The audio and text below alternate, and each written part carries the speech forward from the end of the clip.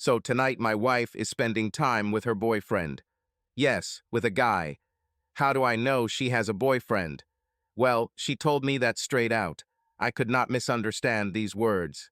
She told me after I saw some messages between her and her boyfriend on her phone. She forgot to turn it off. The kids screamed at her, and she put the phone on the kitchen table to tend to them.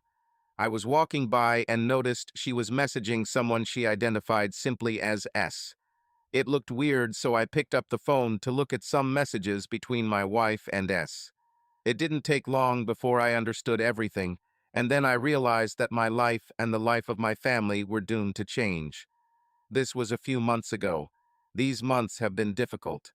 A lot has changed over these months. A lot of things. So tonight she was dressed very nicely and took a small overnight bag with her when she went out. She said goodnight to the children and asked them to be obedient, and then looked at me. She tried to kiss me, but I avoided it by turning my head so that all she got was my cheek. I still had a hard time accepting that she was going to meet another man and have sex with him. What kind of loser does this? This is the 21st century, I know, and we should have abandoned archaic ideas about what loyalty is long ago. But call me old-fashioned.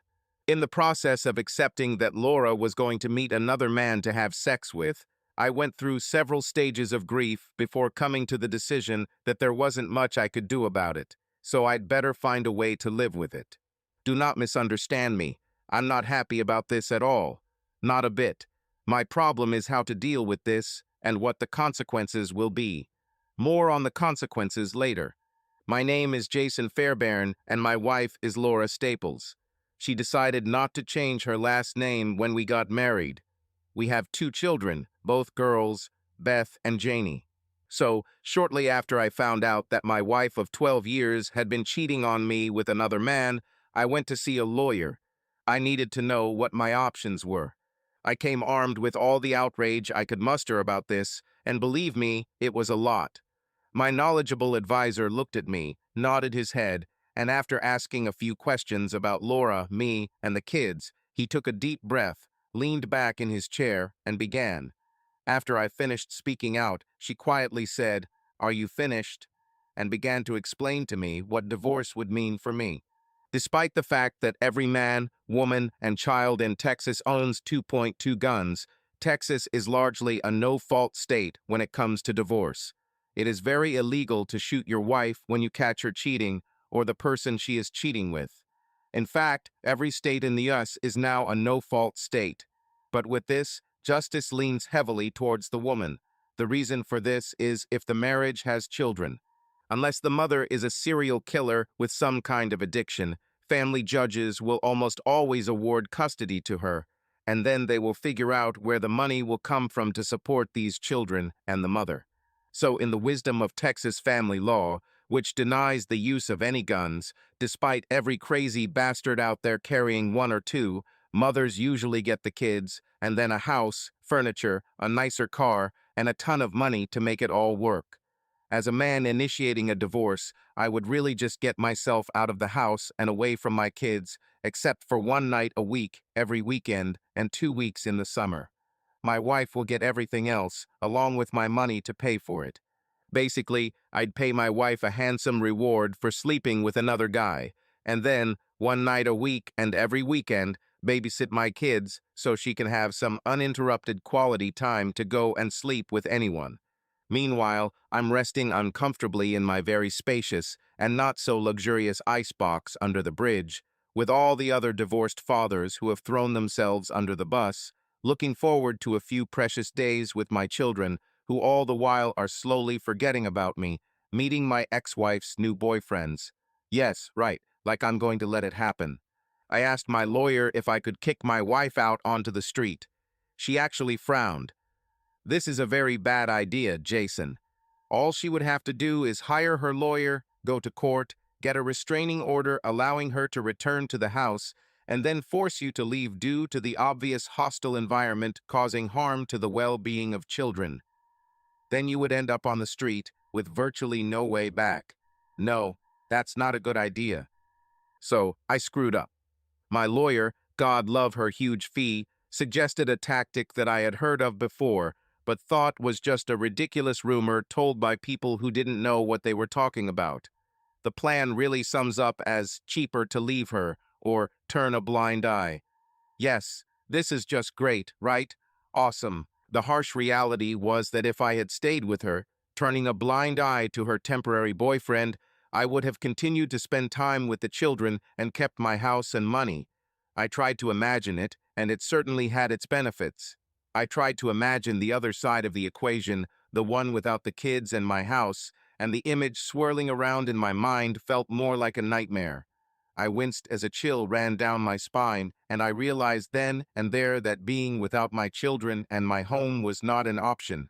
With this little piece of cruel reality, then all that remains is how I can manage my life, knowing that the woman I promised to love, honor, cherish, in good times and bad, in sickness and in health, having given up all others, in for better and for worse, until death do us part, decided that parts of our marriage vows or agreement, or whatever it's called now, weren't really what she wanted anymore. Yes, marriage vows are just words, general guidelines that may be adjusted when necessary to suit the occasion or conditions, like wanting to have sex with someone other than the person you married. Is it true? Everything is fine. I think about this with a very high degree of sarcasm in my thoughts. So a few weeks later, after I had been able to calm down and resist the temptation to strangle my beautiful, unfaithful wife, I sat down with Laura to talk to her about our marriage. She was surprisingly calm about it. I got myself a beer. We sat down at the kitchen table. I started, "So, I have a hard time understanding how we can stay married if you want another man." "Jason, you don't understand. I'm still your wife, and I still love you, and we'll still be together for life. This is what I do with Scott, only once a week, and only because that's what I need. No matter how hard you try, you cannot give me now." I shook my head and rolled my eyes. "What the hell? Do you have any idea how this makes me feel? I'm not making you happy anymore? Jesus, Laura." "No, that's not what I meant." "Well, that's what you just said." I was already screaming. "Jason, I wanted to say that I love you and will never deny you anything." "Oh, well, thanks. That changes everything. Everything is completely normal now. I'm really glad to get some pity sex once in a while." There's that deep sarcasm again. I turned away and went to the kitchen. I suddenly had the urge to drink another beer. I opened it, threw the lid in the trash, and sat back down at the table. Laura came over and put her hands on my shoulders. "Jason, I've been doing everything wrong. Let's go to the bedroom, and I'll show you how much I love you." "Why do you want to do this? You just made it clear that I don't satisfy you. You said it yourself. Why don't you pack your things and go to your boyfriend? I'm sure you'll have a lot more fun than trying to please me." I got up from the table and left. I couldn't take it anymore at that moment. I wanted to break something. Instead, I went to the office in the basement and closed the door. Crap. So, my life began with an unfaithful wife who showed no remorse for her affairs. While she was out of the house, I moved all her things to the basement bedroom. "Here you go, bitch." I packed all her toiletries and other stuff into a box and took it all to the bathroom next to her new bedroom. When she returned home the next morning, all hell broke loose. "Jason, what the hell did you do with my things? Where did you put them?" Now she was already screaming. Now I have her attention. I took my time answering while she stood with her arms crossed and glaring at me. "Well, I thought that since you didn't want to sleep with me, I decided it would be better if we slept in separate bedrooms. Now you can come and go as you please. That's why I put all your things in the bedroom in the basement." Complete silence, so I added, "Please." I turned and left, and he added as he walked away, "Now you don't have to worry about having bad sex with me anymore." Then the atmosphere in the house became truly icy. "Laura, crap, what should I do now? I'm not going to sleep in a fucking spare bedroom in a fucking basement. No." As soon as Jason left the house, I got to work moving everything back to its place. The children, Beth and Janie, looked at me, not understanding what was happening. I didn't stop until everything was in place. Then I set about preparing a very good dinner. One of Jason's favorite dishes is meatloaf with mashed potatoes and peas. It's a basic and uncomplicated dish, just like him, but he and the kids love it. When he returned home, the food was almost ready, and I asked him to wash the children and get them ready for dinner. He did it. As we sat down to eat, the girls chatted about their childhood activities. Jason talked to them and looked at them, but he never looked at me or said a word. After dinner, Jason cleaned up the kitchen. This was our usual routine. Whoever didn't cook dinner cleaned up.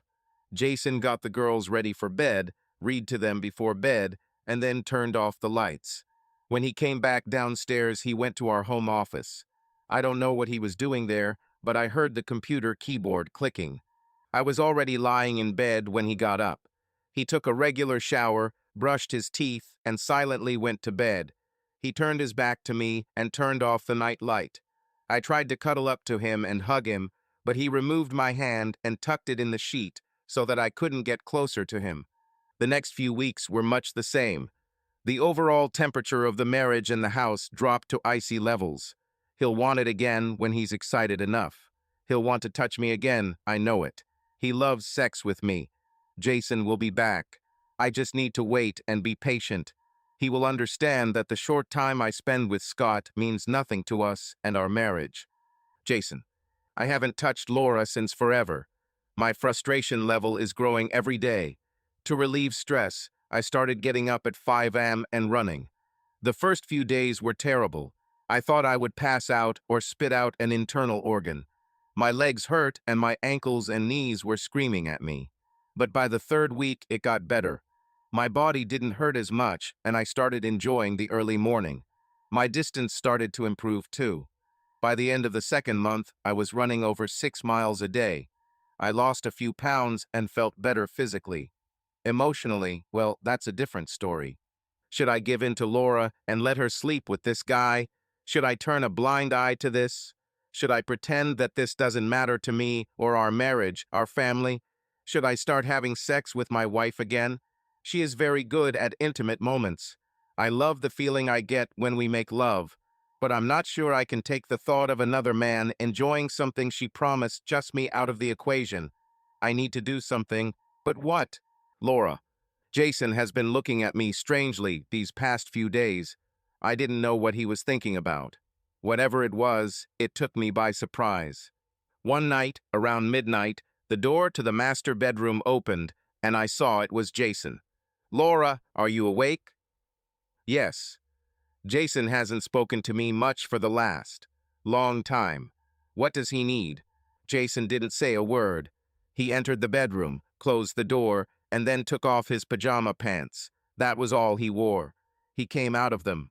I was stunned for 2 reasons. Firstly, my husband was naked in the same room as me, and secondly, the man looked great. It was obvious that he had lost a few pounds around his waist, but it had all returned to the muscles in his upper body. Damn it. Without saying a word, he went to bed on his usual side. I slept on my usual side of the bed, more out of habit than anything else. It had been forever since we had been in the same bedroom, let alone the same bed, and naked. Jason had the most serious look on his face I've ever seen. I couldn't believe that now, here he was, again in our bed. Oh my God, I wanted this for so long, and when Jason ended our relationship completely, it almost hurt. Yes, I started spending a little more time with Scott, now twice a week instead of the usual one Wednesday afternoon, but the fact that my husband ended our relationship, I didn't understand why he did that. He likes sex with me, doesn't he? I know what I like. I told him that I would never deny him anything, nothing. I would willingly give him whatever he wanted. I love Jason. We made love. But I still need Scott. I want them both. When Jason got out of bed, he went to the bathroom, and then when he came back, he was standing by the bed, leaned over, and, looking into my eyes, said in a very quiet voice, "You never bring your boyfriend into this house." He straightened up, put on his pajama pants, turned and left the bedroom, quietly closing the door behind him. Jason. This was something I had been thinking about for a long time. I wanted to buy a trailer and truck to go camping with. What do I have to lose now by buying it? I mean, what would Laura say? What can she complain about? I knew she would say, "Why do you need a trailer?" My answer to this, of course, would be, "Why do you need a boyfriend?" I mean, how can she argue with that? I took the kids to an RV show to see the trailers, and to say they were excited would be an understatement. They were in seventh heaven. Beth and Janie were really into the idea of camping and traveling, and with every trailer we looked at, they were already planning where their stuff would go and what they would do when we got to the parks and campgrounds. I had a budget when we started looking, but it quickly went down the drain once I realized that modern camping in a nice trailer doesn't come cheap. Besides, I needed a truck to pull this monster.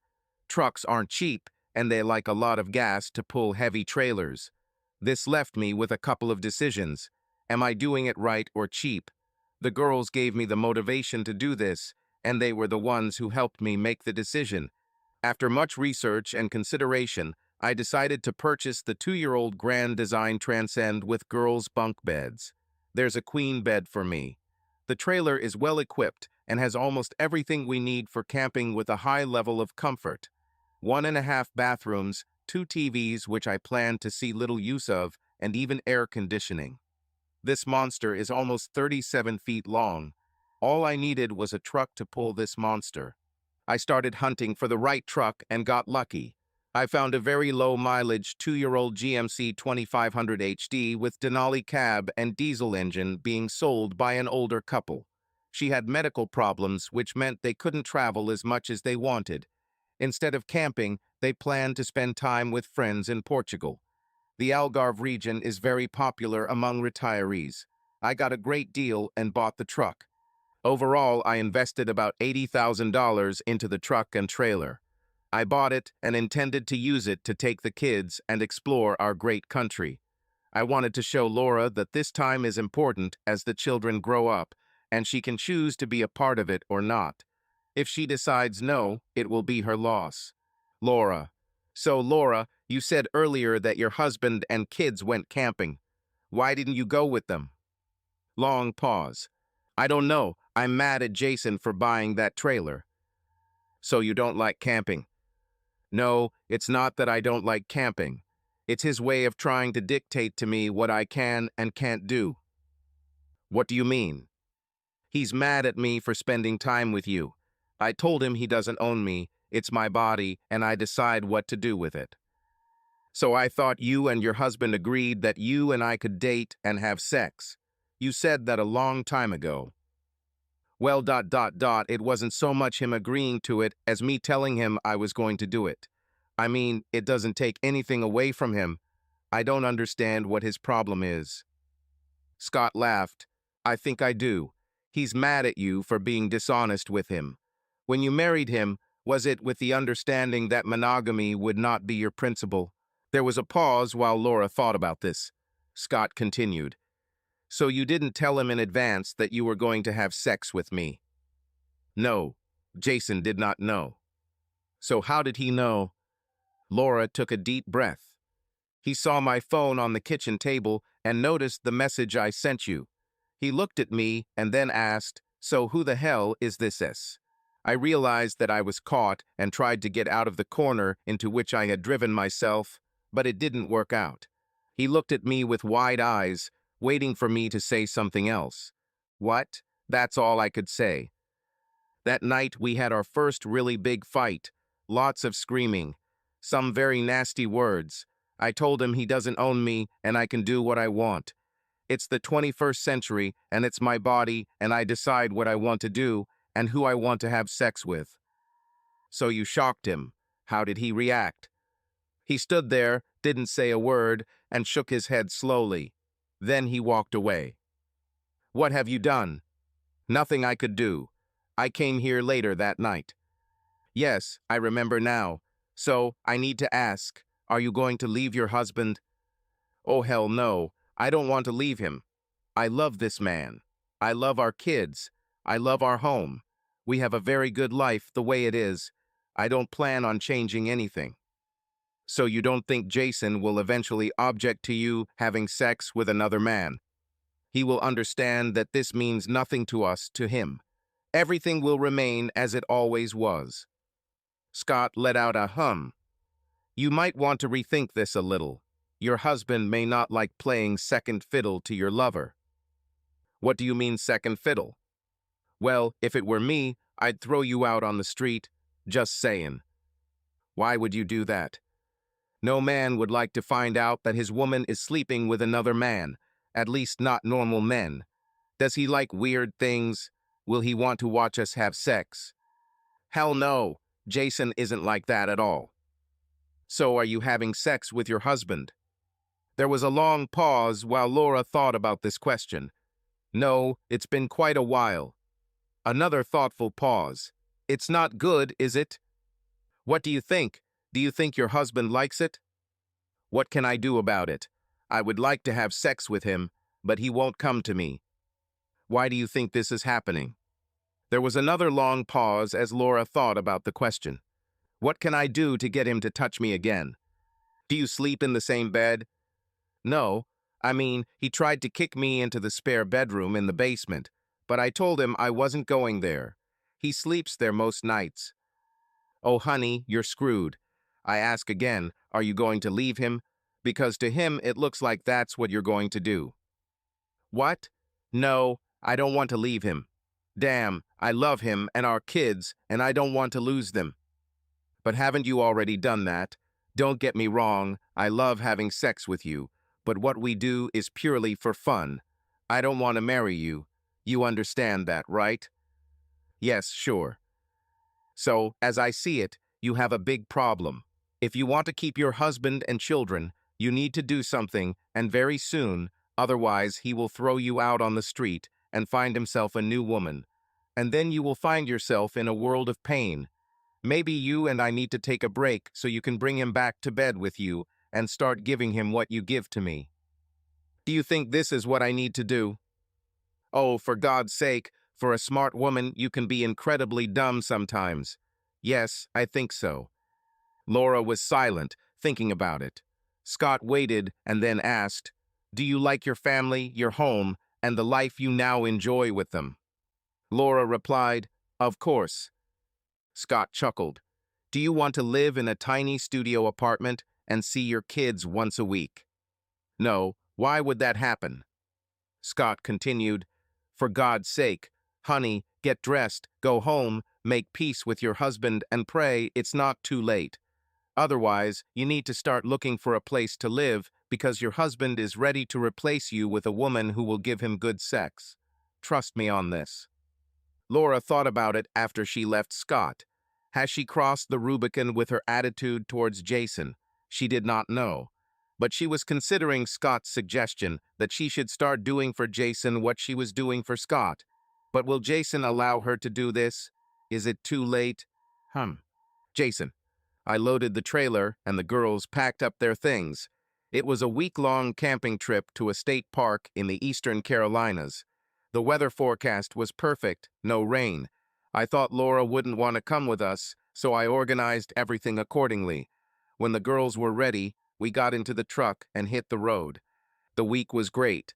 The weather was favorable, and we walked a lot and had fun. We spent one of the days at the water park. It was a very popular place. Laura's absence was not as disappointing for the girls as I thought it would be. We even talked about it a little, and they surprised me. They very clearly noticed that their mother was spending less and less time at home and with them. How could I let them know that their mother is not doing this because of them? What she does is because, well, you get the idea. Laura. Crap, I'm late. Jason and the girls went camping. Jason left a note on the kitchen table. We went south camping for a week. We'll be back next Sunday. This is all. I called Scott and talked to him. They're off to the campsite. What should I do? Well, you screwed up. I hope your husband comes home with the kids. And if not, then you're in more trouble than you'd like. There's nothing more I can do. You have to do what you have to do to save your family. Good luck. Scott hung up. Jason. The week went by too quickly, and the girls and I returned home on Sunday evening. I had to go back to work the next day and had pre-planned the girls' summer activities for the following week. Their mother could show concern and pretend she cares about the children by helping with drop-off and pick-up. If she could take a break from her boyfriend, that would be good. We pulled up to the house, and I parked the trailer in its usual spot. The girls jumped down and started helping me guide it into place, like they always do. I was really surprised when Laura came out of the house to meet the girls. They hugged her and ran to their rooms with dirty clothes. I started working on the trailer, hooking it up to electricity and sorting the trash inside. Laura walked around pretending to be interested. It was all just an act on her part. She commented, "Glad you're all home. It's been very quiet here all week." I looked at her out of the corner of my eye as I continued to work. "How was your week with your boyfriend?" There was no answer. She added, "Which campsite were you at?" I winced and replied, "Why do you care? You don't like camping." Just thought I'd ask.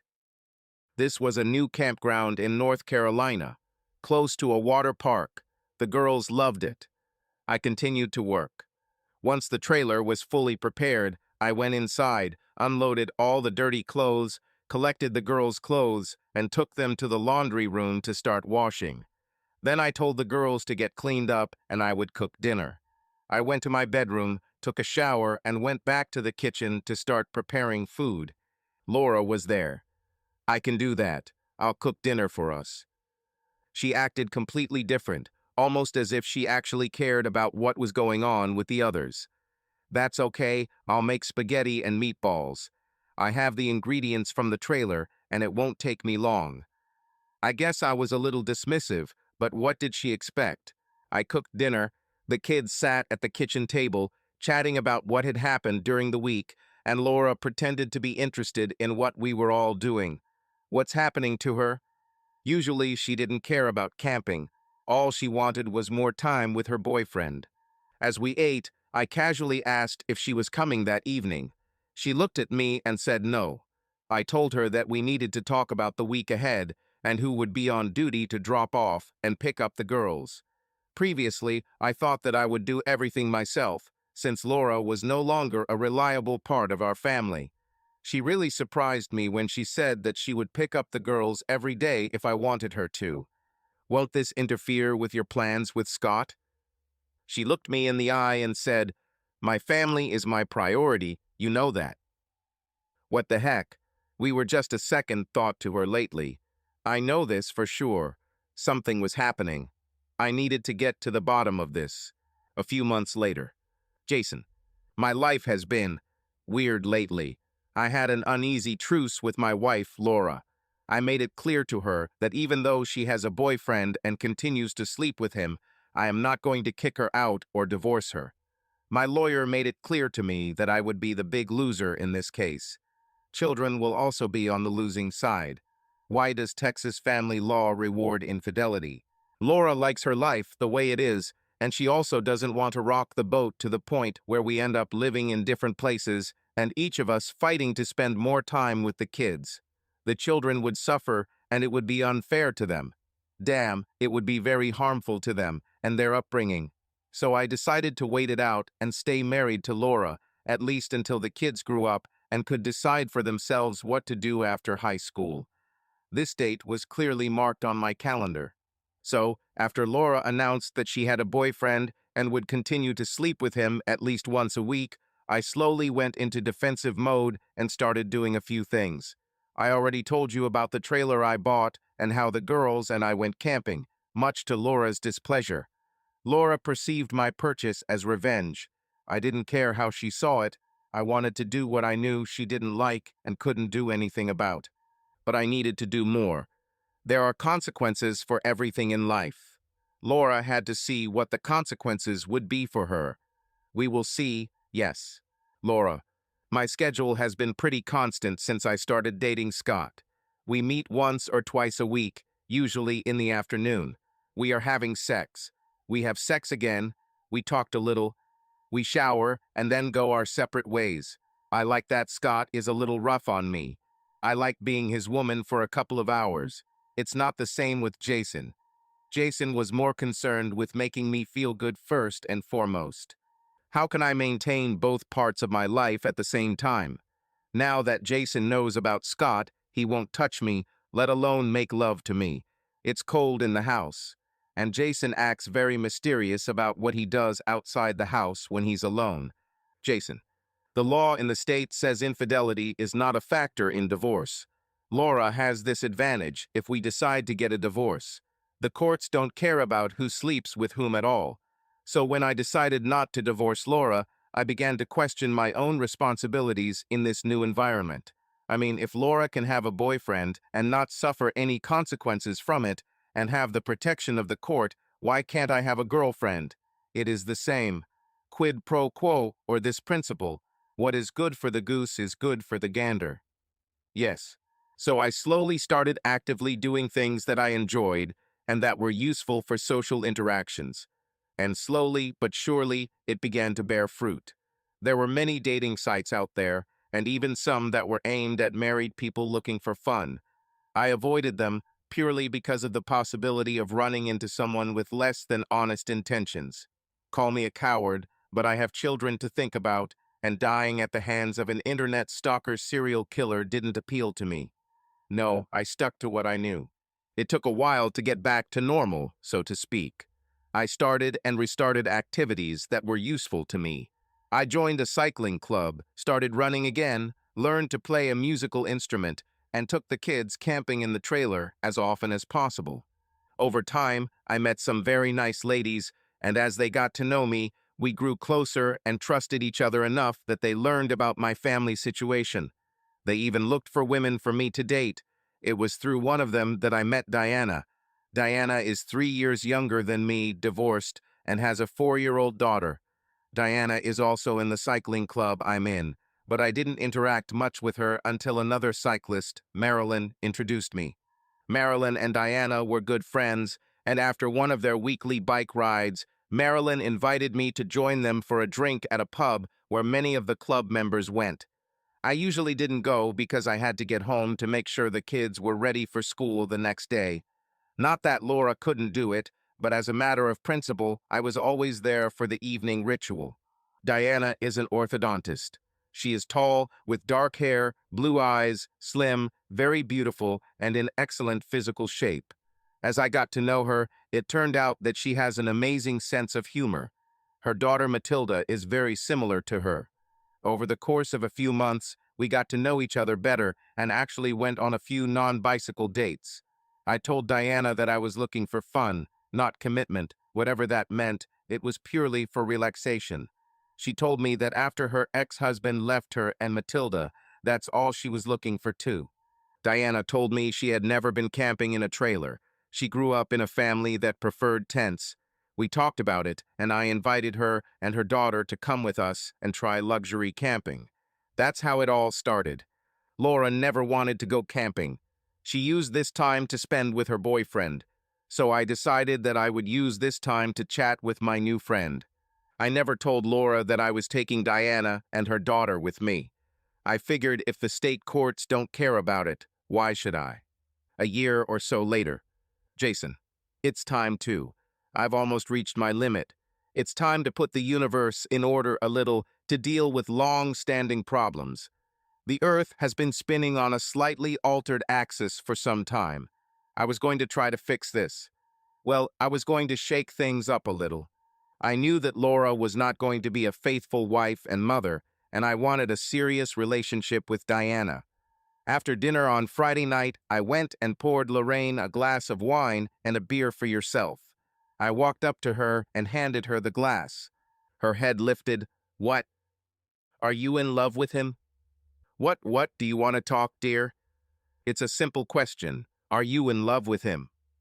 Laura took a long sip of wine. She looked at the glass. She didn't look at me. Come on, Laura. You know what I mean. You started this. It's time to finish. The children were in the room watching TV. Now was the right time to start this. I don't drink much anymore, but I do enjoy a good IPA every now and then. I took a sip and began. So how do we want to do this? The easy way or the very expensive way? What are you talking about, Jason? How long has this been going on? What exactly? Come on, How long have you been having sex with other men while you and I have been married? Why is this important now? How long did you think you could keep doing this? Laura took a long sip of wine. I continued, have you seen us old together, but with another man in your bed or you in his bed? How often do you do that now? She looked at me. Why do we have to talk about this now? We're both doing great at what we do. Why should we change anything? I shook my head and took a sip. I'm pretty sure I know what you've been doing. Do you have any idea what I've been doing? Well, you and the girls go camping a lot and ride your bike a lot, and I know you do stuff. Yes, I do stuff. Yes, me and the girls do a lot camping by learning your true value to you, and yes, I did some other things. Laura looked at me with a funny expression on her face. It was as if she wanted to know, but at the same time she didn't want to know anything that would rock her boat. She was doing well. She thought that if we divorced, I would suffer the most, but the children would be greatly affected, and she thought that I would do almost anything to lessen the impact on the children. This was the main thing that ensured that she could do whatever she wanted. She knew that I would endure a lot for the sake of my children. But what she didn't know was that I too had a life and a plan. Laura, you didn't answer my question. Are you in love with him? Are you going to stay with him for a long time? Jason, I don't really have a boyfriend. I interrupted her. Damn it, Laura. Enough with your bullshit. How long have you been sleeping with Scott? How many others have there been before him? Besides, these two girls are mine. How much have you used me? You've been a terrible wife lately. You know that. If you haven't realized, I'm not happy with you and the state of our marriage. Damn, it hasn't been a marriage for the last 2 years. And tonight I want you to know that that will change, and when it will change. What? What are you talking about, dear? Oh, enough with this, honey. All I am to you is a security blanket, someone who does all the boring work in a marriage. You run to your boyfriend for fun. You and I haven't touched in a long time, and I don't see us changing anything. Laura was silent. I continued, so it's time for us to do something. Laura raised her head. What are you talking about, dear? This was already becoming absurd. What do you think I'm talking about?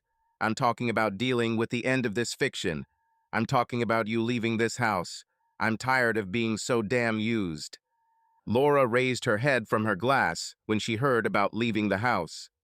I'm not moving out of our house, Jason. It's just crazy to think that I'm leaving our house. Well, it's pretty clear to me that you'd rather be with your boyfriend than be part of this family.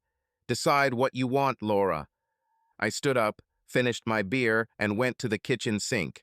I could feel my blood pressure rising and knew I was close to losing control. I needed to get out of there. I have achieved my goal for now. The gauntlet had been thrown down, and I wanted to see how Laura would react. Laura, crap. I need to find a lawyer and make sure Jason doesn't throw me out of the house. Why can't he just go for it? It's not like I'm denying him anything. I don't refuse, but he hasn't approached me for quite some time. He doesn't want me. Crap. He doesn't want me. If I can't make him want me, maybe we're really done. If Jason and I divorce, I'll get the kids and the house and a portion of his income to pay for everything.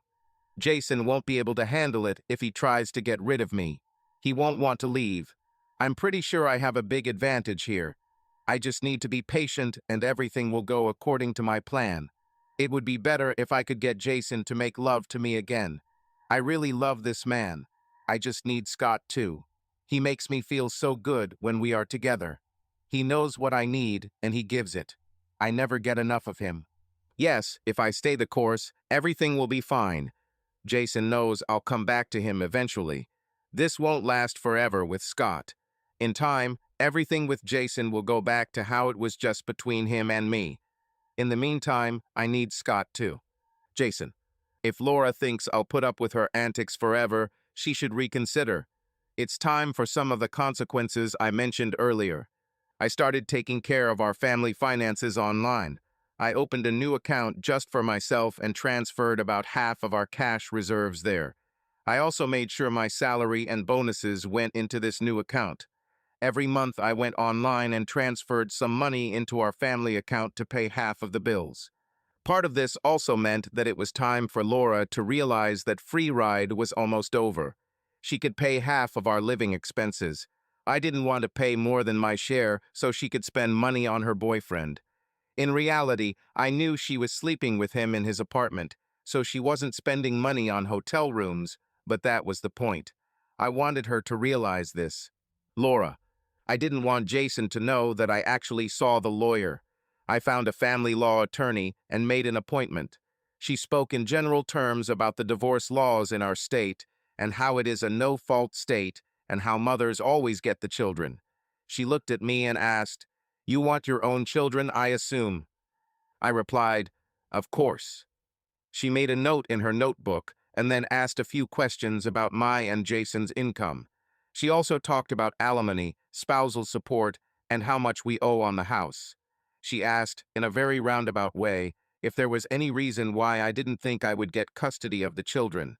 I told her that I saw no reason why I shouldn't get custody of my children. I'm a good mother. She nodded. Meanwhile, I had an image in my head of Scott and how being in a sexual relationship with him for the past 2 years could change the court's opinion of me as a mother. As I left the lawyer's office, I had a nagging doubt about my ability to win my battle with Jason. How dirty can this fight get? Diana. Jason called, and we agreed to go camping the following week. Matilda is looking forward to this. She loves camping in Jason's trailer. The three girls are in the back of the trailer in bunk beds, and we can hear them talking and laughing for hours after they should have fallen asleep. Jason and I occupy the bedroom at the front of the trailer and keep the door closed most of the time. Sex in a trailer was something I needed to get used to. There was a bit of wobble, but then Jason increased the pressure on the corner stabilizers, and that took most of the wobble out of the trailer. The really hot sex we had was at home, or when we were together after cycling events. I can't understand why Jason's wife is cheating on him. She must be incredibly stupid. I mean, Jason is a wonderful person. He's handsome, fit, smart, talented, energetic, has a great smile, an amazing sense of humor. He really makes me and the kids laugh, and it's obvious he cares about people. It's a pity that his wife doesn't care about him or his daughters. So Laura's loss is my gain. I divorced a jerk who didn't want to be a father, and I have a wonderful little girl who is my world. When I met Jason, he seemed like a man who needed to be taken care of. As I got to know him, I realized that his wife was using him. She wanted to have everything at once. My friend Marilyn introduced us and told us a little about Jason and his wife and how she openly cheated on him. Knowing a little about divorce laws in our state, I knew that she had him cornered, and if he decided to divorce her, he would lose his children, and that was not what he wanted. So he held out until the girls were older, and then he could tell her to fuck off. I make good money, and I wasn't looking for a serious relationship, but I needed a friend with benefits to relieve stress. I needed a man who was good for me, as I thought. Jason turned out to be such a man. Going camping with him and his daughters in his trailer was a side bonus for my daughter and I, and to be honest, we loved it. Matilda really loves his girls, and they treat her like a little sister. The longest trip we spent together was a 9-day trip to Florida. We camped near Disneyland and spent 2 days in the park. We went hiking a bit and spent time at the beach. It was great. Jason and I had sex almost every day, and eventually we came home tired, and I needed a day to rest. It was a great vacation. Jason told me that he really enjoyed our time together, and it was clear that his girls did too. We planned to do even more adventures. Laura, I went to my lawyer again. This was when Jason and the girls went to Florida. He was gone for a week, so I used that time to meet with a lawyer and make sure I was protected in my rights to custody of the girls if Jason tried to kick me out. My lawyer is Claire Barnett. She is in her mid-50s and has practiced family law for over 2 decades. I had some questions that I wanted to clarify. Claire, last time we talked, you said that if Jason tried to divorce me, I would get the kids, the house, and he would pay me every month. Well, yes, I remember we talked about your family, and you said that your main goal is to get custody of the children. The court usually supports this, and I can tell you that most of the mothers I deal with do receive custody, but there are exceptions. What do you have in mind? Well, if your husband proves to the court that he is the more suitable parent to have custody of the children, the court may agree to his request for primary custody. The mother does not always automatically receive custody. If the mother is deemed unfit for any reason, the court will still won't automatically give her custody. Judges are not blind, and I see some cases where the father gets custody fairly. Laura, is there anything I need to know that could affect my ability to grant you custody? No. Um, what aren't you telling me? I can't help you unless you're completely honest with me. Well, Jason spends a lot of time with the girls, but so do I. Can you clarify this a little more precisely, please, Laura? What exactly do you mean? Well, Jason goes camping with the girls a lot and attends all their school events. Are you traveling with them? I don't really like nature and I hate insects. Besides, my job is very demanding and I have to miss a lot of their school events. Claire rolled her eyes at that. She knew her client was lying. She knew that what Laura was telling her was meant to present herself in the best possible light. The problem is that family courts see this very well and have a good understanding of which parent is better at caring for the children. The husband's lawyer will make sure that the judge knows all the details of his side of the relationship, all the work he does, and how many activities she has missed with the children. Crap. Now she has a lot of work. The family court doesn't care that Laura is sleeping with another man. The court doesn't care that Jason is having a sexual relationship with another woman. It does not matter. The important thing is which of them copes better with raising children.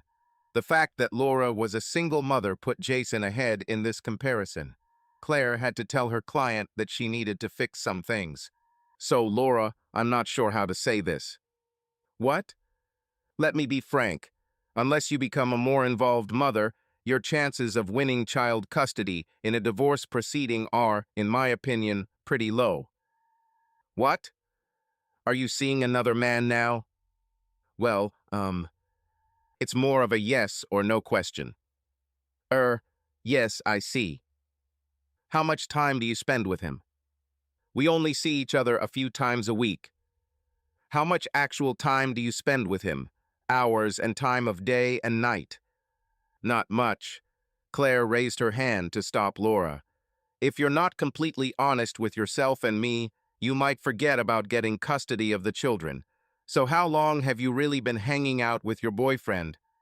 Laura continued to tell the lawyer a little more about the reality of the time she spent with Scott.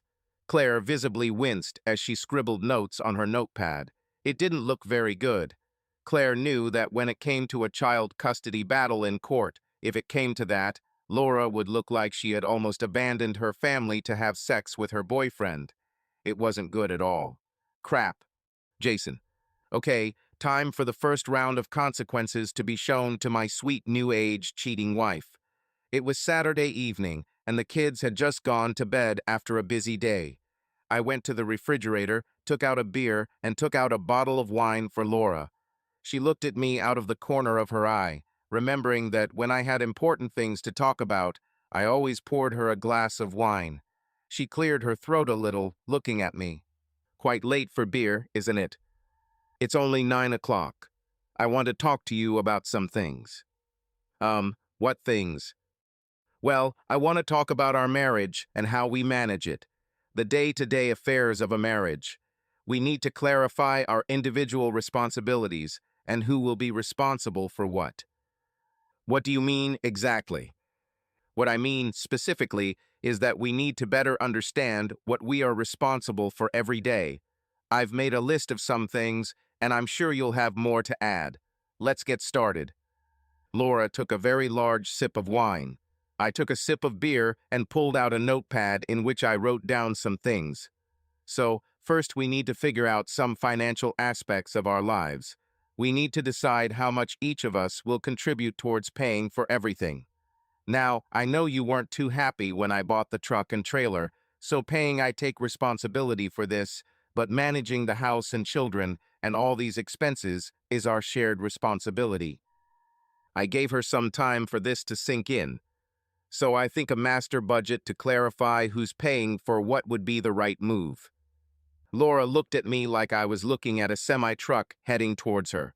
I outlined to her what I thought was a fair division of expenses for the two of us. I wasn't going to finance her relationship with her boyfriend, that's for sure, and I wanted her to understand that I, as the one who pays all the bills, wasn't particularly willing to continue paying for everything and let her enjoy her other activities. No. We talked late into the night, and it was already past 1 a.m. when I yawned, stretched, and told Laura I was done for the day and got up to go to bed. I left all the papers I took out, our monthly bills and financial documents, right on the table. I left her there and went to take a shower and get some sleep. Laura, damn it.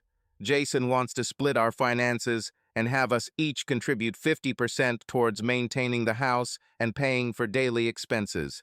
Damn it. He knows I don't make as much as him. When I told him this, he just looked at me and said, maybe you should think about a better paying job like I could just do it. It's all about Scott and the time I spend with him. It's all because, damn it. 4 days later. Claire's lawyer. Claire began. So, Laura, what exactly did you need to discuss so urgently? Have you decided to file for divorce from your husband? No, but last Saturday night he wanted to talk about our family finances, and he wants us each to contribute 50% towards the upkeep of the house and daily expenses. Claire's eyes widened a little and her eyebrows rose. Tell me exactly what you and he talked about. Laura began recounting a long conversation she had with her husband that Saturday night. Claire asked her a few questions and took some notes. It became completely clear where this was all leading. It also became increasingly clear that my client was only telling me half the story, trying to avoid the consequences of her infidelities. It turned out that dear Laura had been cheating on her husband for almost 3 years. The husband found out about this 2 years ago, and after consulting with a lawyer, he realized that he would only be paying for her entertainment and would likely lose his children and a lot of money in the process. This is what I usually tell my male clients who find out their wives are cheating on them. It's sad, but it's true. Everything Laura told me led me to believe that her husband was laying the groundwork for a separation agreement. Fun fact about separation agreements. This legal document deals with the division of responsibilities before the divorce process begins. This is indeed a harbinger of divorce and, of course, signals the breakdown of the marriage and the beginning of the division of family assets and the resolution of basic issues. In the case of Laura and her husband, the main issues were their 2 daughters, which parent will receive primary custody and who will remain living in the home. Laura undermined her case regarding her ability to prove that she was the best parent to have custody of the children. She spent time with her boyfriend in a sexual relationship, while her husband spent this time with the children.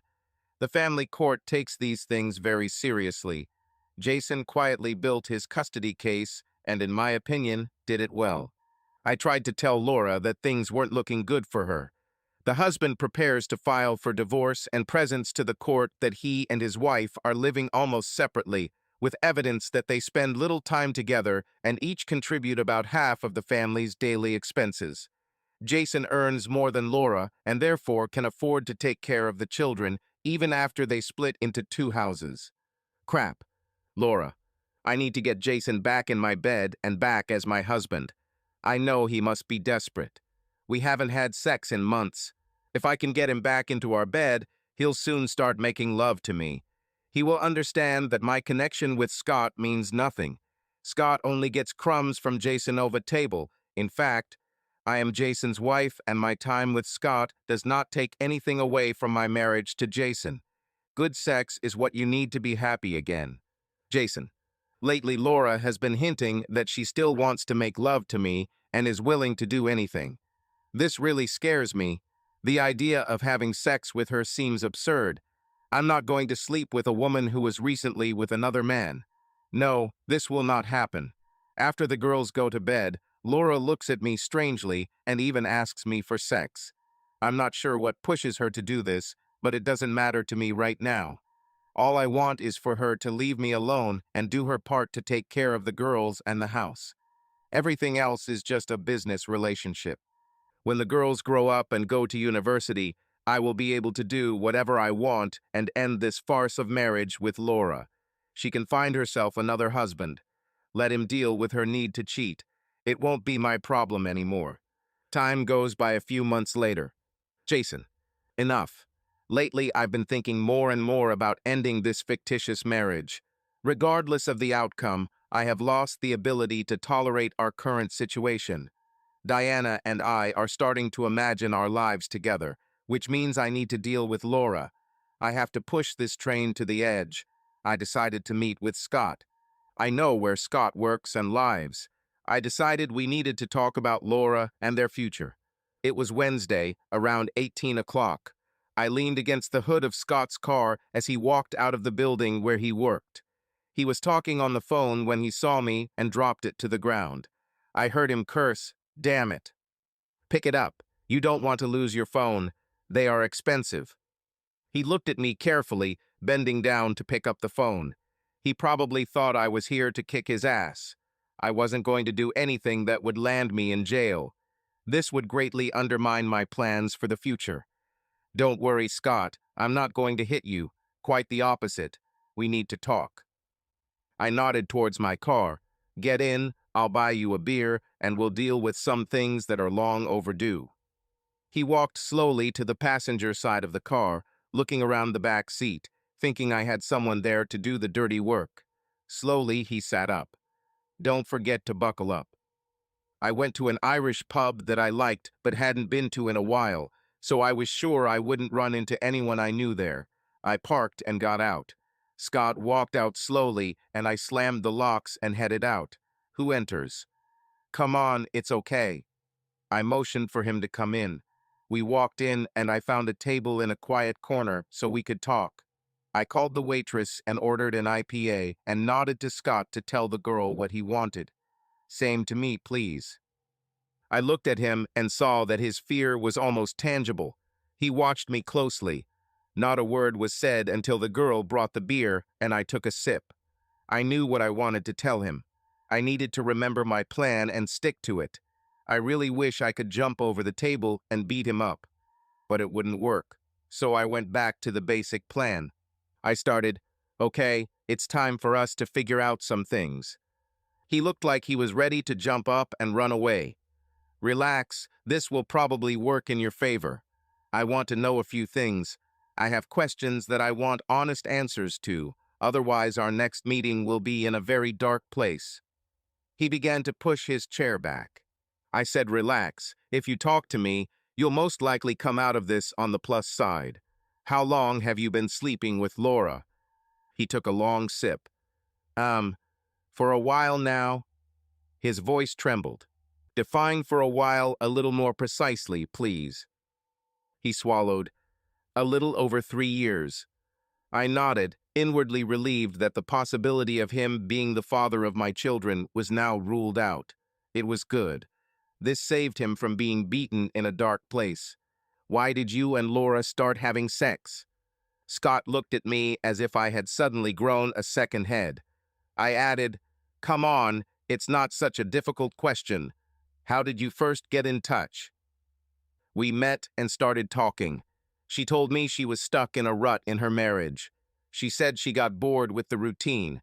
You and her had no fun, just work, children, and household chores. We agreed to have a drink together, and it went from there. He looked at me with a guilty expression on his face. It moved on. Damn it. I swallowed the bitter pill with difficulty as I prepared for the next question. "Are you in love with each other? You've been sleeping with her for so long. Do you have feelings for each other?" He refused to look at me. I continued, "Come on, just try to be honest with me. I'm not here to tell you how you should or shouldn't feel about her. We have long since passed this stage." Scott took a long sip to work up the courage to answer me. "This is difficult for me. I have feelings for Laura, but not to the point where I want her to leave you. I like our romance. I like sex without commitment. I'm not 30 yet, and I don't want to settle down with one person." How many women do you have anyway? When people don't want to look at you when answering, it usually means you won't like the answer. I knew the answer. You're not exclusive with her, are you? He shook his head no. I sat back in my chair and thought about it. I assumed that Laura was quietly counting on him as a backup option if things went badly with us. Finding out that Scott isn't exclusive with her would be disastrous, but that's not my problem. Well, buddy, get ready for her to come to you with a suitcase. You may not realize it, but sex with a married woman comes with consequences. Just because you can have sex with her every week doesn't mean you get away with it. You keep doing what you want. I'm not going to tell Laura what she can or can't do, or who she can or can't sleep with. No, but that doesn't mean I won't do other things. You might not like some of these things, but I don't care about you right now. I stood up and put $40 on the table. Turning to leave, I told him, "You should be careful of dark places." I left. Laura. I needed to leave home. I went to Scott's apartment. He let me in, looking around the corridor to make sure I was alone. We spent a couple of hours together. The sex was rushed and Scott didn't seem to be thinking about me at all. He said that he had a meeting with the doctor and that he needed to go. I got dressed and he almost pushed me into the corridor. Jason. A week had passed since my conversation with Scott, and I decided it was time to move on to the next step of the plan. My lawyer prepared all the documents and planned to serve them on Laura. I told her I wanted it done at my home. There was no need for the unnecessary embarrassment of serving the divorce petition elsewhere. I had enough evidence to go to court and get full custody of the girls. Diana waited quietly in the background while I took care of my business. She and I became close. This is a gross understatement. When the dust settles from my divorce from Laura, I intend to ask her to live with me. I really love this woman.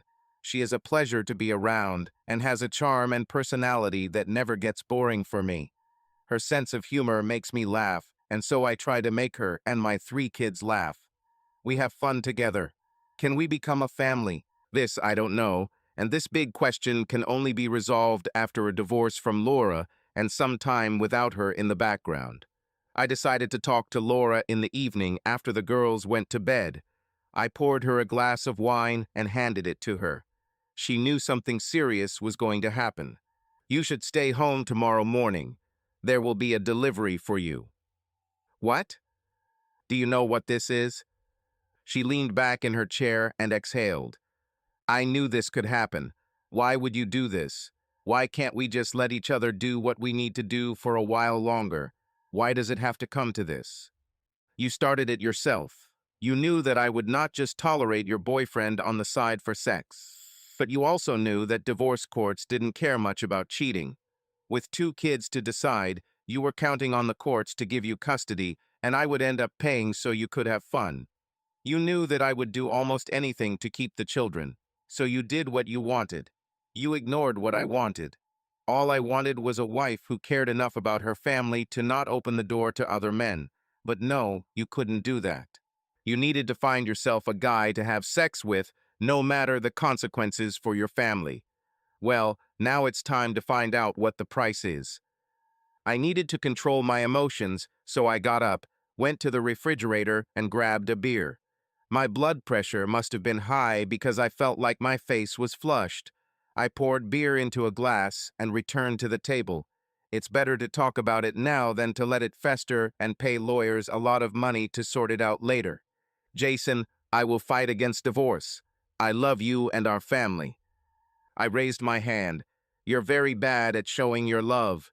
You showed your love for Scott and sex with him. That's what you love. Don't say otherwise because I know you're lying to me and to yourself. Your actions speak louder than any words. She looked at me. You know I'll get custody of the girls and all you'll see of them is once a week and sometimes on weekends. And you'll pay so we can all stay here. I know that you don't want this. Stop this ridiculous divorce. You and I can become a couple again, and everything will go back to normal. I know that's what you want. 18 months ago, yes, I wanted this. But not now. You've done too much to poison this well. Let me ask you, are you ready to give up on Scott? This question was followed by deathly silence. Why can't we come to some kind of agreement? I can spend time with him, and you can do all the things you like. I'll even agree to go camping with you and the girls. You'd love that, wouldn't you? I know the girls would love it. I was starting to lose control. Really. I mean, it's only when you find yourself in a dead end that you try to get out of the corner you've painted yourself into. Why are you only now agreeing to go camping? I don't want you to destroy our family over something that means nothing to us, to you and me. My time with Scott doesn't take anything away from us. You get quality time with the kids. You love it. And they love it. You know they do, and I know you love being with them. Don't lose them just because I spend a couple of hours a week with someone else. I wanted to say something, but I couldn't give away the tactics that my lawyer was planning for the main stage. Laura, I once loved you very much. But when you started giving your love to another man, you should have known there would be consequences. Oh, Jason, I don't love him. What we do is purely fun. I love you and our children. You are my family. If you would come back to our bed, I could really show you what you mean. For me. Do you love me enough to give up on Scott? There was no answer. Laura looked at her hands and her glass.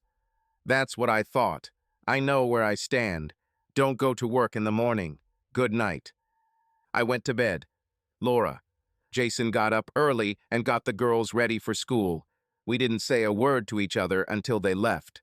The girls barely looked at me. None of them said bye to me as they walked out the door to school. Thousands of thoughts were running through my head until I heard the sound of the doorbell. I went to the door and saw a middle-aged woman in jeans and a sports jacket. She had some kind of identification badge pinned to her jacket pocket. Good morning, are you Laura Staples? Yes, it's me. Ma'am, can I see some identification to prove this? I went back inside and took my driver's license out of my purse. I handed them to her, and she took a photo of them on her phone. She then took the large brown envelope she was holding under her arm and handed it to me.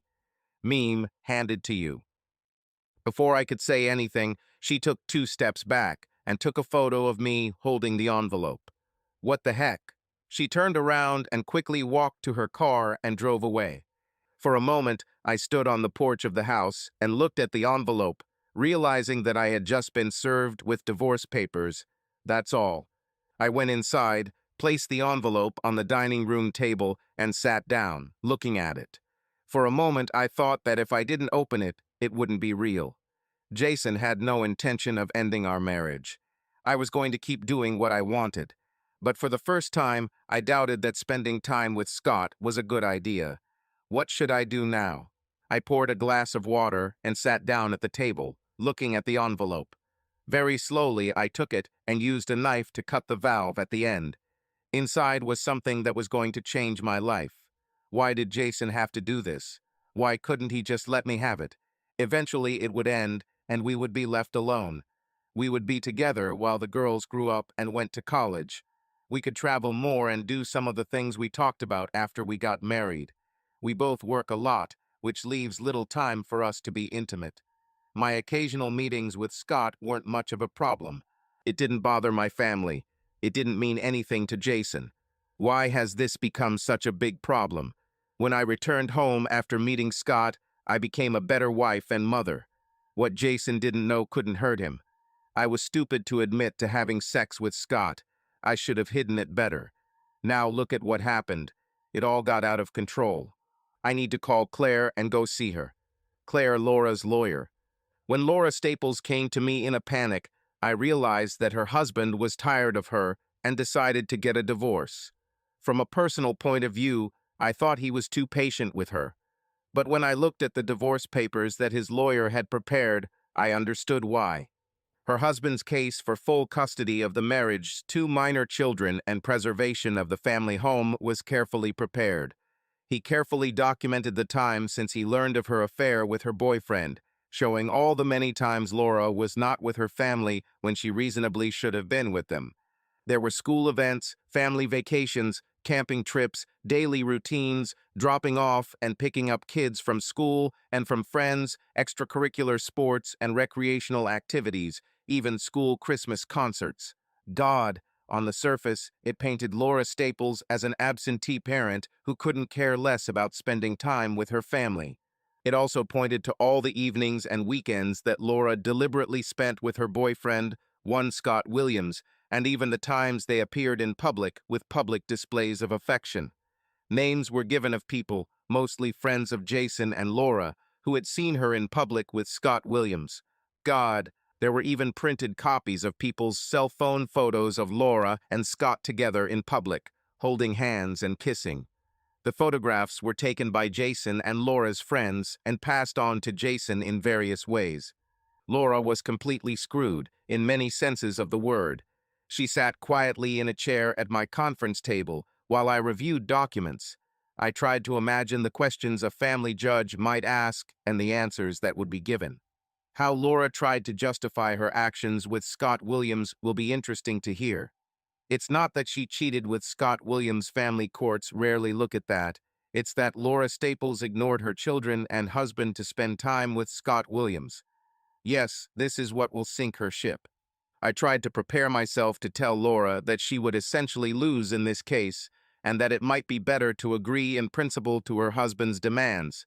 Oh, we could haggle over some small things, furniture and her jewelry, maybe some of their savings, her car, and maybe get a few other things, but overall, what Jason wanted was his children, his home, and keep most of their income to support their children. The rest is all trifles for him. Laura, have you read this divorce petition? She paused a little.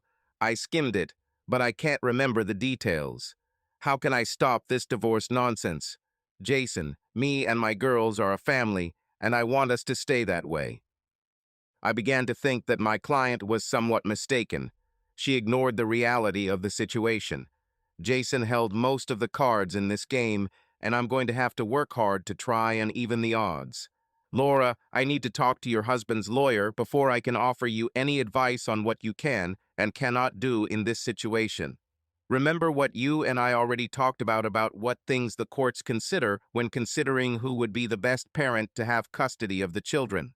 As I read this, I'm not sure you will get custody, at least not to the extent you want.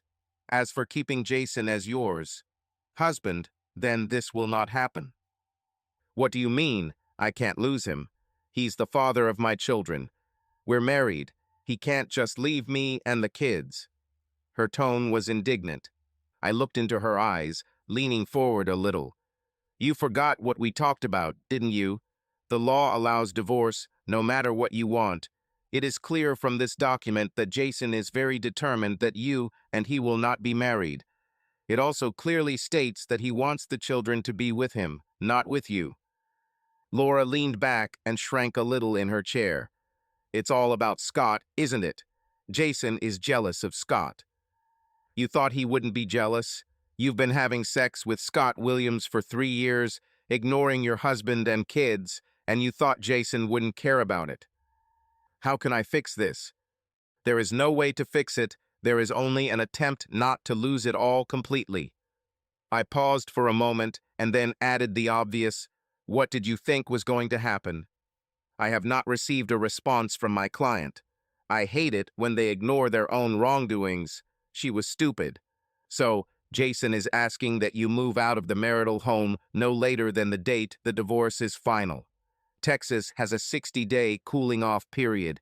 During this time, all financial and child matters must be resolved. So, as soon as you and him agree on details and sign, the court may grant the divorce at the end of 60 days, otherwise it will take 90 to 120 days. Can I request marriage counseling? You can, and it should start during the cooling-off period I mentioned and end before the 120 days. Do you think Jason might change his mind about the divorce if you and him go to a marriage counselor? Laura sighed heavily. Gradually, it began to dawn on her that Jason was tired of her cheating and wanted to break up with her. I assumed that Jason was a very smart man who, with the help of a good lawyer, had collected all the necessary materials to be successful in this divorce. Laura, I'm going to request a meeting with Jason and his lawyer for later this week, and we'll see how determined he is and what we can do. Okay, what should I do now? Go home, be with the kids, try to talk to Jason. You both still live in the same house, I take it. Laura nodded. Go home and try to talk to him if you can. Otherwise, there's nothing you can do. She stood up and slowly walked out of the office.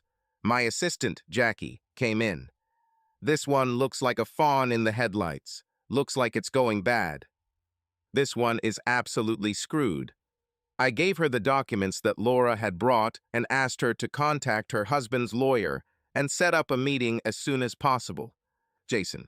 My phone was suspiciously quiet most of the day. I thought that Laura would call everyone and beg me to cancel the divorce. As I was about to leave the office, my lawyer called me and said that Laura's lawyer wanted to set up a meeting as soon as possible. Why not? Let's get this over with as quickly as possible. I have plans. My lawyer called me later with the date and time of the meeting and reminded me to be careful around Laura. There is minimal contact between home and outside the home and nothing at all that could be perceived as threatening. When I got home, I saw Laura's car in the driveway. I walked in and the children were there, sitting with their mother. She pretended to be interested in their homework. They looked at me with an expression that said, "What is she doing?" I didn't say anything to Laura. I chatted with Janie and Beth. I started preparing dinner for the four of us. Laura set the table, put out the knives, forks, spoons, and glasses. Dinner was interrupted only by the girls talking, telling me about what was happening during the week. Everything was very normal, except that Laura was with us.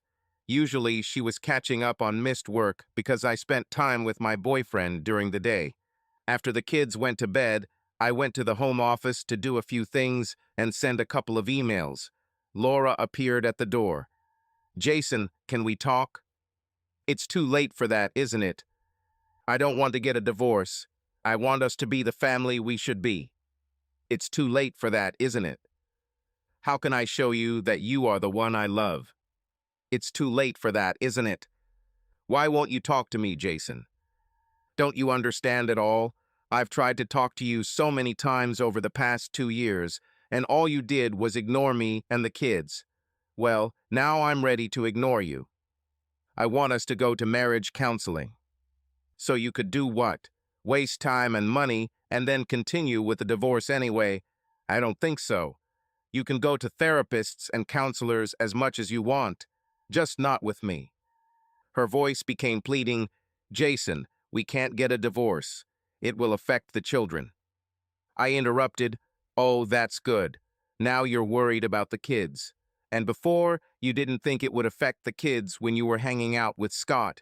Your narcissism is on full display, Laura. I almost screamed. My what? Oh, for God's sake, go to a therapist. The sooner the better. Best of all, pack up your things, lots of them, and go to your precious Scott, and stay there. Get away from me. I walked past Laura and went into the bedroom where I had been sleeping for months. I decided I needed a hot shower, so I undressed and went to the bathroom. As I stood under the hot water, trying to get my thoughts in order, the door opened and Laura stood naked there. She started to slide the shower door when I stopped her. What are you doing? Please, Jason, please let me in. We're family. I need you, you need me. I raised my hand. Stop it. You've taken me and the kids for granted for a long time, and now that you've been caught doing it, you're trying to make up for it and get out of the consequences of having sex with your boyfriend. Go to hell. Get out. Laura looked at me for a few seconds and then turned around and walked away. When I finished showering, got dressed, and went to check on the kids, Laura's car was gone. Through time. Scott. My doorbell was ringing. Damn, who is this, I thought. Now was a very inconvenient time. Then my phone beeped, notifying me of a new message. I picked it up and saw that Laura had sent me 3 messages in the last hour. Crap. Scott, honey, who is it? It was Marie. Girlfriend. I'll tell her that now is not the right time. Stay here, I'll sort it out. I got out of bed, put on boxer shorts, picked up my phone, and went to the kitchen. Crap. I wasn't supposed to see Laura until Thursday. What does she want? I picked up the phone. Hello. It's me, honey. What's happening? Open the door. I waited a moment, trying to figure out what to do. I had been dating Marie for a few months now, and she was energetic in bed. She was also attractive and liked to do different things. Laura being here now is a complication that I don't really need at the moment. I knew her marriage was falling apart, and I also knew it was time to end my relationship with her. But I wasn't planning on doing this right now. Crap, now is not a good time. Shall I call you in the morning? Scott, I just need to come in and talk to you. I heard other people enter the building, and then Laura said, "Oh, thanks," and the phone went off. Damn, someone let her in when they were entering or leaving. Crap. 3 minutes later, there was a knock on the door. Scott, it's me. Let me in, please. At that moment, Marie came out of the bedroom. She was wearing a large t-shirt and had a curious expression on her face. What's happening? I had to think fast. This is an ex-girlfriend. Not sure what she's doing here. Maybe she had a breakup and wants to talk. Are you going to open the door? Slowly, I walked up to the door, looked through the peephole, and then turned the lock and handle. Marie stood in the kitchen, pouring a glass of water. When I opened the door, Laura rushed inside with a bag over her shoulder. She saw Marie and stopped. Marie saw her and understood everything. Without saying a word, she put down the glass and went into the bedroom. 10 seconds later, she was dressed and put on her coat to leave. As she hurried out the door, she said, "Don't call me." Well, it ended quickly. Laura watched Marie leave, then looked at me and asked, "Who is she?" I shook my head. "What do you want, Laura?" She put her bag on the sofa and looked around. On the table were plates of the food Marie and I had eaten earlier. And then it hit her. She understood everything. I went into the bedroom, put on jeans and a shirt, and went back to the kitchen and grabbed a beer from the refrigerator. Laura sat down on the sofa. "Why are you here tonight? We weren't planning to meet until Thursday." And then I understood everything. "Damn, your husband kicked you out, didn't he?"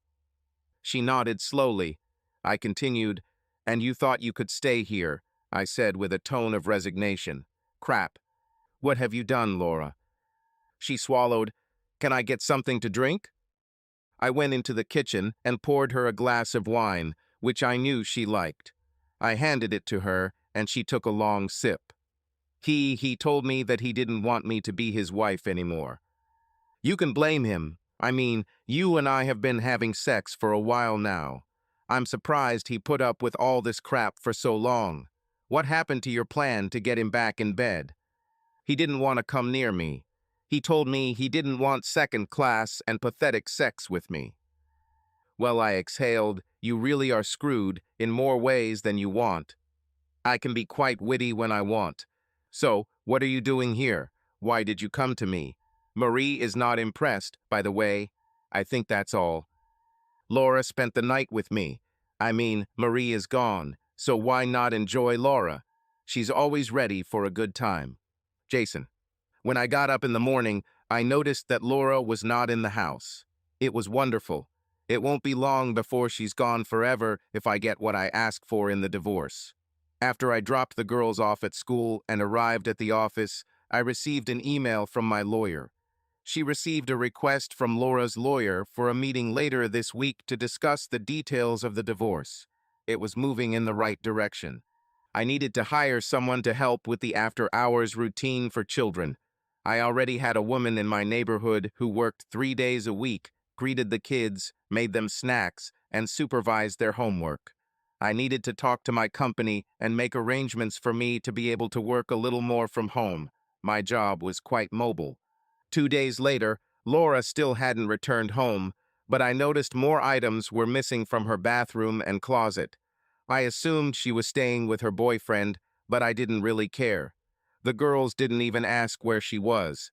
I was a little surprised that she didn't even call, at least to talk to the girls, but she didn't. I called her mother and father.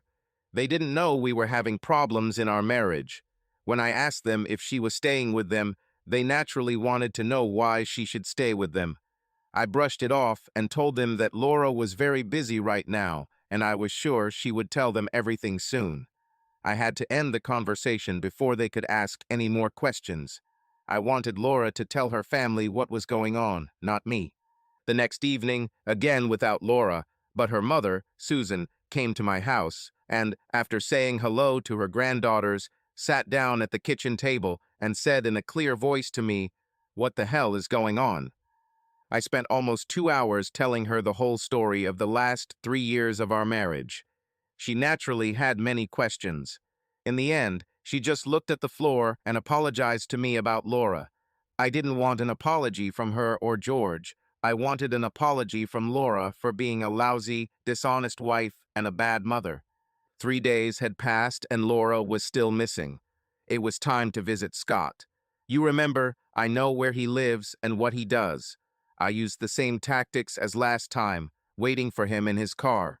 When he came out of the building and saw me leaning on the hood, he stopped and winced. I waved to him.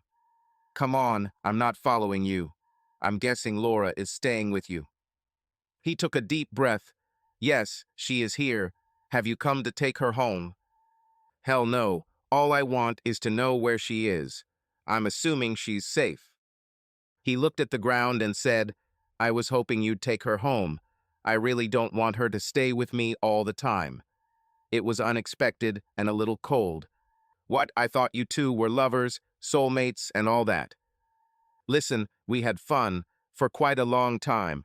At first I thought, from what she said, that you and her were in agreement with her sleeping with another guy on the side. But when I found out that you were not, of course, I told her to come home and be nice to you if she wanted to save her marriage and family.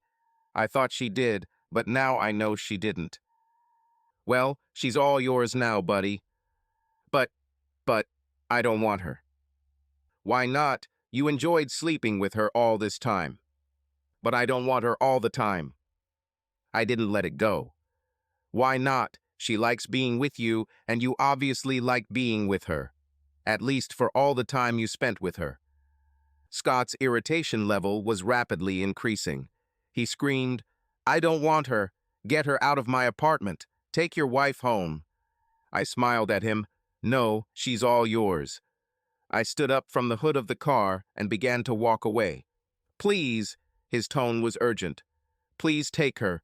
I don't want a woman with 2 kids all the time." I looked at him. He was defeated. I should have thought about this years ago. I walked to my car and got into it. I started the engine and headed out of the parking lot. I stopped, went back, rolled down the window and told him, "Tell her to come home. Her kids are asking where the hell she is, and her mother wants to talk to her." I rolled up the window and drove away, leaving him standing there. The day after I spoke with Scott, I was working from home and heard the lock on the door turn. Of course, it was Laura. I waited until she closed the door and went into the kitchen. "Back for a few more of your things?" She was stunned. "Jason, I didn't know you were here. I didn't see your car." "She's in the garage being repaired. They brought me home. I'm working from home today." Laura didn't say anything else, just stood there. I asked, "Why are you here?" I thought I could go home, if that's what suits you." "Well, let's say, Janie and Beth are wondering where you've been. I thought you were with your boyfriend." I added, "Your mother was here to see you. She has a few things she wants to tell you and probably a million or two questions." Her head snapped up at this. "My mother? What did she want?" "She was a little curious as to why you left us." "What? What did you say to her?" "Right. Meeting. So my lawyer and I were going to meet with Laura and her lawyer. My lawyer told me to let her do the talking. She has to justify her big feats somehow, I guess.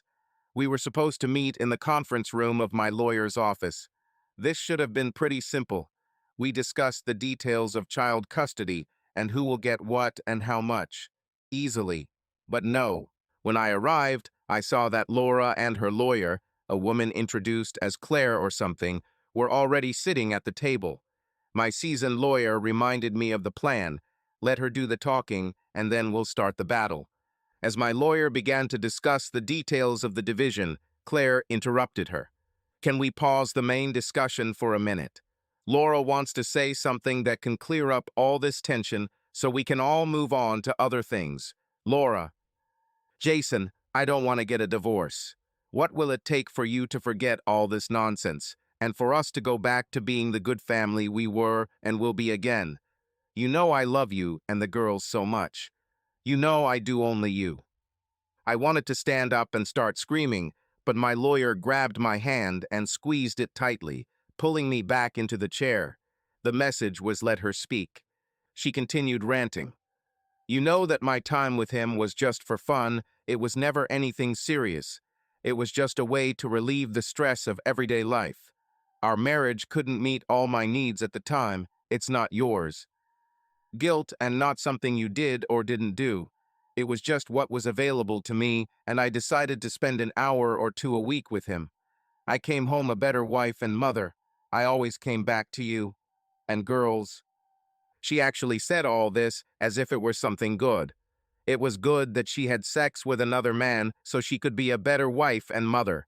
Yes, the woman was still in complete illusion.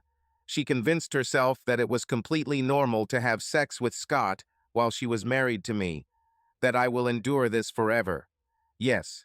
And that's all the reason we're here now, to deal with this shit, get things straightened out, and get on with our lives.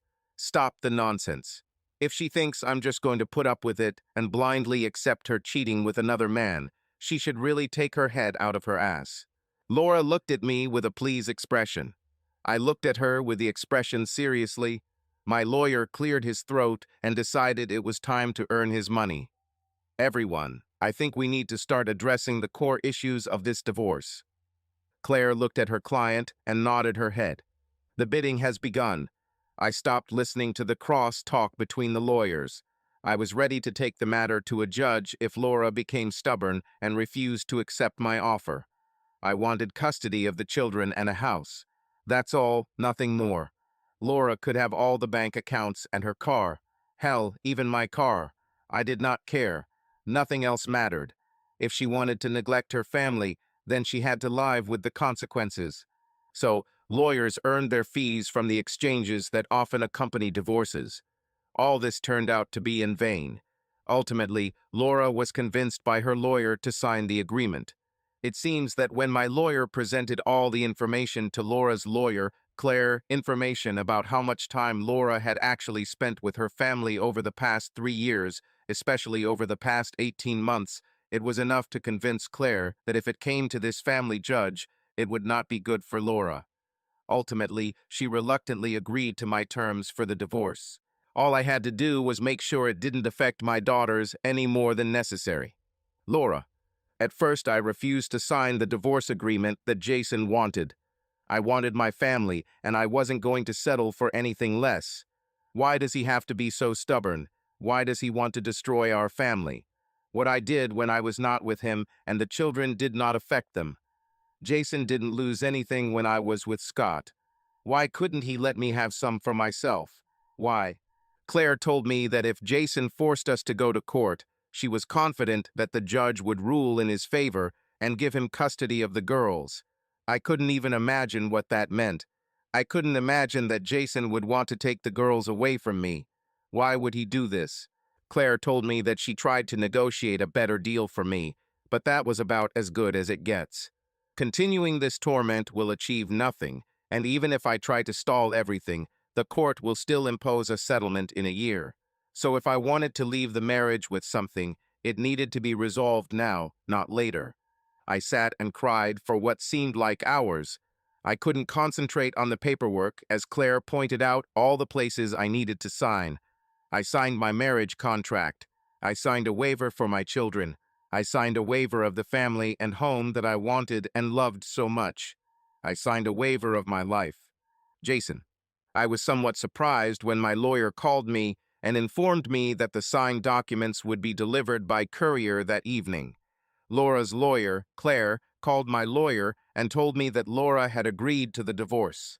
I agreed that Laura could have a very generous amount of time with the children, but they will live with me in our house. Laura had time before the final development datoed to move out. I agreed to an equal division of our financial assets and that she would receive half the value of the house no later than 6 months after our youngest child's 18th birthday. She will be required to contribute to the girl's education account, a total of $100 per month per girl. That would be only $2,400 per year. We had already created an educational fund for girls, and I contributed $500 a month to it. I started this when the girls were born. I wanted to make absolutely sure that they could afford whatever college or university they wanted. Laura kept her car, and she could take any furniture from the house to furnish her new home. I didn't care about any of this. I even offered to pay for bunk beds for the girls so they could sleep in Laura's new place. My goal was simple: get rid of Laura and reduce stress for me and the girls. The uncertainty of whether I had a wife or whether the girls had a mother was slowly killing me. At least now I knew where I stood and could live my life in a rational and organized way. Laura could move on and do whatever she wanted. She could spend some time with the girls and maybe even pay attention to them and their needs. But if the girls say they don't want to be with Laura, I won't force them. I will hire my lawyer again and negotiate a new settlement. Let's see. 60 days later. Laura. Oh shit. I received a call from Claire telling me that she had the final divorce papers from the court. I am now officially single with Jason. It seemed really strange. Everything was changing too quickly, and I wanted things to stay the way they were. What's really strange is that I have to leave the house. I wasn't even looking for a place to live. I don't know where I'll go. I didn't tell anyone in my family that Jason and I were getting a divorce. Scott told me he couldn't accept me. Damn, I was counting on him. I need to talk to Jason. Maybe he can help me. I went to the home office where he was. Jason, honey, can we talk? What do you want to talk about? Where should I go? I don't have a place to stay. Should I leave? Can't I stay here a little longer? Jason looked at me as if I had two heads. Laura, you've had a few weeks to find a place to stay. Where's your boyfriend? What's his name? Go see him. I sighed heavily at this. He can't accept me.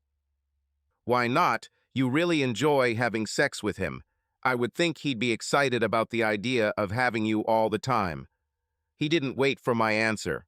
He just shook his head and walked into the kitchen. I heard the coffee maker start working. There were a bunch of boxes in the living room. These were things he had already packed for me to take wherever I went. I had no idea what to do. Jason. It was clear that Laura had ignored the fact that our divorce would soon become final. She put off looking for housing, ignored everything her lawyer told her. Things like finding a new place to live. Things like starting a monthly contribution to the children's education fund. Things like taking your things out of the house. I had to call my aggressive lawyer and have him call her lawyer to remind her that she has until midnight tonight to pack her things and leave. In fact, I knew she wouldn't do it. I went into the bedroom she occupied, the master bedroom, and started cleaning it. I disassembled the bed and dismantled everything I could. I moved odds and ends, lamps and nightstands into the hallway in anticipation of moving them to the garage. Laura, do you want it all? If so, fine. But if not, I'll sell it all. Either way, it'll leave this house. She looked at me in horror. I continued to work, moving the bed frame, headboard and footboard, mattress and box spring slowly down the stairs and towards the garage.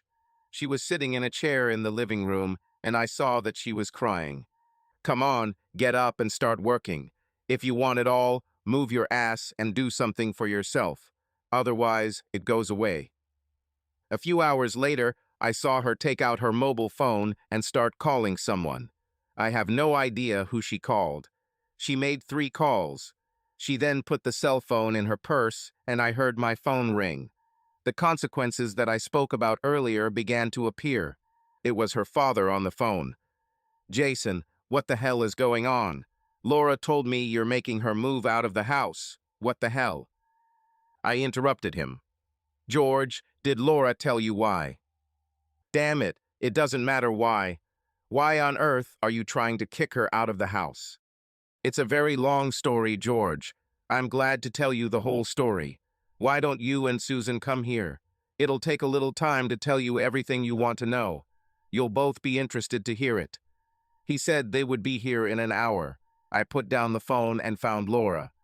Are you going to tell your mother and father the truth about what you've been doing for the last 3 years, or should I do it? Her head snapped up, and I saw real fear in her eyes. It was clear that she didn't even tell them we were getting a divorce. It will be a shock for them. It will be a real performance. As I went to the home office to get all my documents, I heard the door slam and Laura's car quickly drove away. I assumed she went to Scott's apartment.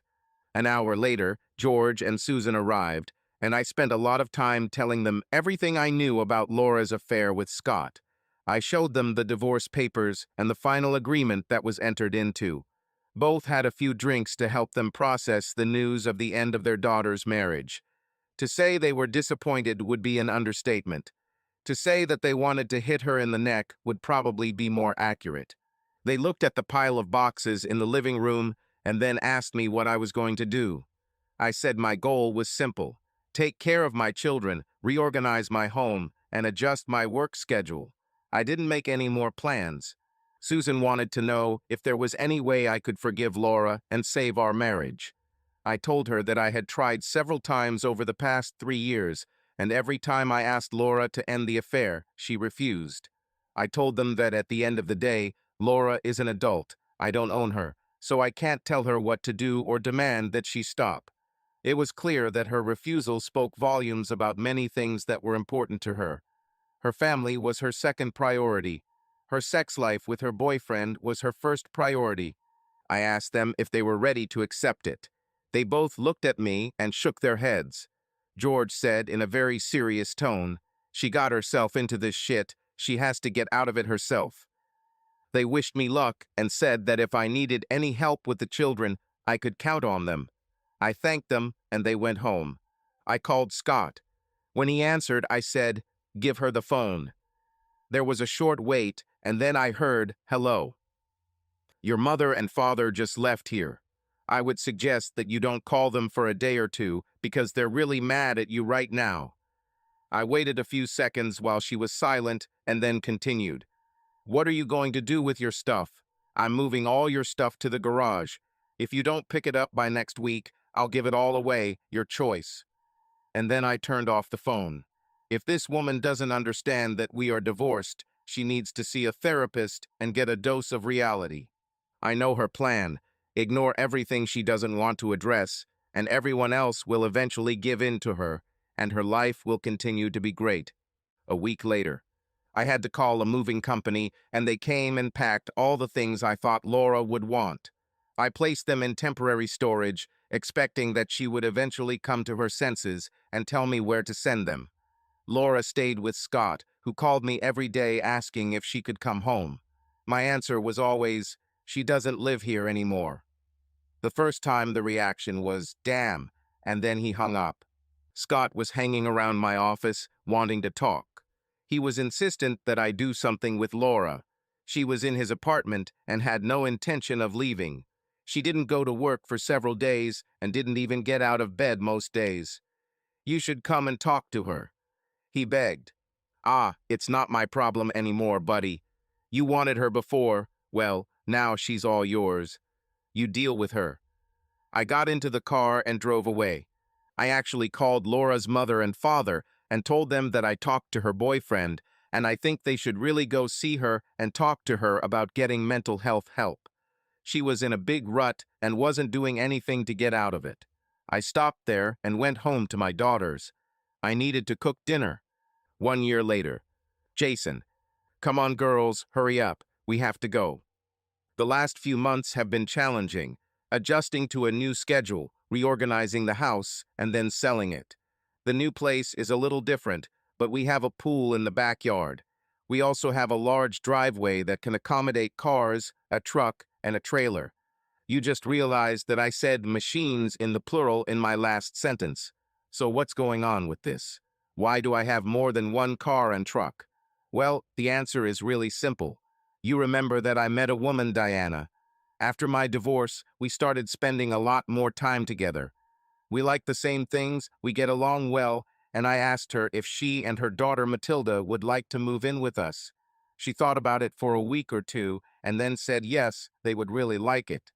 We talked about it, and I told her I'm not looking for a lifelong commitment, at least not yet, but I think it makes sense to live together and share expenses. She agreed, packed her things, sold her house, and the two of them moved in with us. So far, everything is working just fine. Diana and I share 3 girls, a house, and a bed. We have a good relationship. Matilda treats me like her father. She likes it when I read her bedtime stories. Beth and Janie treat her like a little sister. They play with her and often read to her at night. We traveled a lot in the camper. I try to explore new places we can go and things to do and see when we get there. So far, everything is working just fine. I'm not going to screw it up and do something we might all regret, like asking her to marry me. Bye. The sad part about this whole disaster is that Laura sees her daughters once a month, if not less. She moved into an apartment near her work, and other than small messages that she wanted to spend the day with the girls, nothing more. The girls spend several hours with her and return home. I try to talk to them and make sure they know that their mother's lack of attention has nothing to do with them. I may need to seek professional help. Let's see if this is necessary. Matilda distracts Beth and Janie. All 3 girls have fun together. Diana. Jason, me and the 3 girls are now a family. The main thing about him is that he is so easy and fun that I look forward to every day. The kids all get along, and it just works. We are family. We all love to take our camper to parks where we can do something. The girls love to walk, ride bikes, and run around the campsite. It's nice to see them freely playing, getting dirty and doing things without being too organized. When we glamp, we don't have to be helicopter parents. The main thing is that I really enjoy spending time with Jason, just the two of us. When the kids are in bed, we have adult time. It could be a conversation. It could be when Jason gives me a foot massage while we discuss our daily routine, or it could be when we get naked and have the sex we both want. I can't believe Laura gave up on him by ignoring him. Her self-importance was so great that she forgot that he needed her attention. It wasn't just her. But in her head, everything was only about her. She wanted to have the cake and eat it at the same time. So stupid, so illusory. Well, she lured herself out of her husband, children, and home. I hope she got what she was looking for. I received it. Laura. I was doing some errands over the weekend and saw Jason and his girlfriend with the girls and probably her daughter. They were laughing and obviously having a good time. The children ate ice cream as they walked. Jason and she were holding hands. It should have been me holding Jason's hand. Why does everything have to be so difficult? I don't have an answer to this question. I guess I made some bad decisions and didn't realize that Jason wouldn't like what I did. Scott kicked me out, and we don't see each other anymore. I miss him. I miss the kids and Jason. I miss his touch, his smile, and his presence in bed next to me at night. I miss my home. I miss my life. Subscribe to our channel so that your love doesn't cheat on you, and go ahead and listen to the next story, because this story is nothing compared to the next one. If you're under 18, don't even think click to the next one.